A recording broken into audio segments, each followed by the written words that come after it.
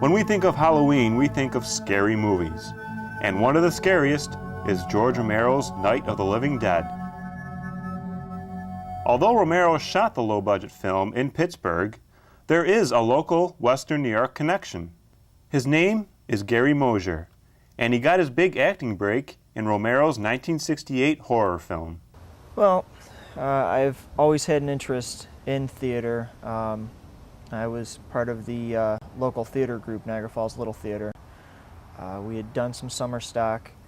I had done a little bit of modeling. I had done a Sears ad a couple months before I met John Russo, who turned out to be the associate producer of Night of the Living Dead. John was in the audience at one of our performances of Hamlet, and he said that he liked my look, which seemed kind of strange to me because I had contacted a couple agents in LA, and they made it clear to me that I didn't have that Hollywood look that most directors are looking for. But he convinced me to fly out to Pittsburgh.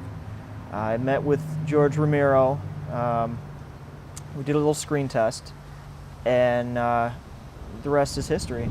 Night of the Living Dead casting director, Warren Bigelow. Well, I mean, this was a very crucial part in the film, a very critical role of an extra. And when I saw Gary's audition tape, I mean, it just said, that guy has got something. I mean, it was perfect. He was a natural. Okay, just look at the camera. Now, you're hungry for human flesh, and go!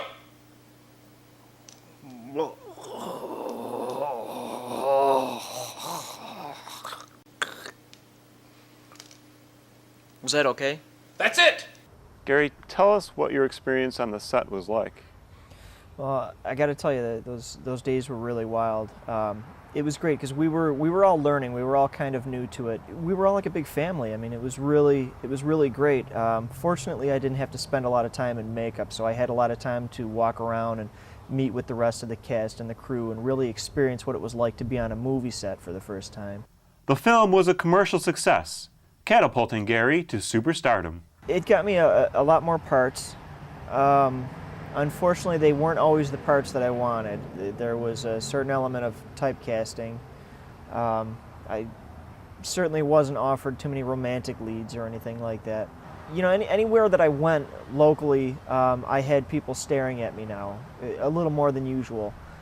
At that stage of his career, Gary refused to be just another pretty-faced Hollywood actor.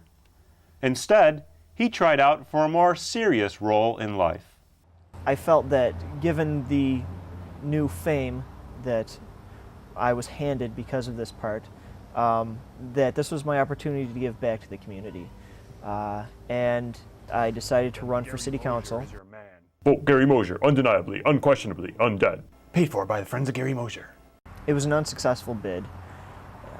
Quite honestly, I didn't have the financial backing that was really necessary. After sinking his life savings into his failed political campaign, Gary had to resort to drastic measures. At that point, I started taking odd jobs locally, a little bit of carpentry.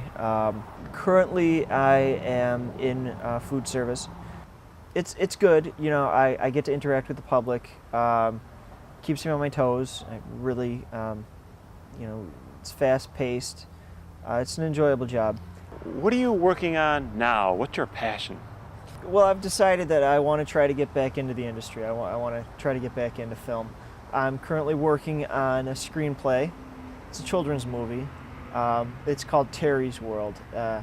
It's about the little boy's imaginary world and how he escapes into that when life becomes difficult. You know, I want to do something for the kids. Is there a bit of Gary in Terry? Well, I mean, any artist is got to be honest. There's always a little bit of themselves in their work, and you know, this gives me a chance to find that child in me.